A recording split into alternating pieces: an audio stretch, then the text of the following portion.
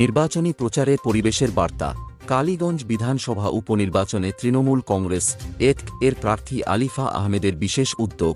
বিশ্ব পরিবেশ দিবসে প্রাক্তন বিধায়কের কন্যা আলিফা আহমেদ তাঁর প্রচার শুরু করলেন বৃক্ষরোপণের মধ্য দিয়ে। মিরায় গ্রাম পঞ্চায়েতে বেশ কয়েকটি গাছ লাগিয়ে তিনি পশ্চিমবঙ্গ সরকারের সবুজশ্রী প্রকল্পের আদর্শকে তুলে ধরেন।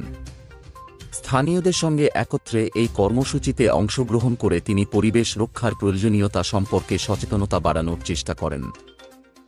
এরপর প্লাসি রেল গেট থেকে প্লাসি বাজার পর্যন্ত এক বিশাল র্যালির নেতৃত্ব দেন তিনি।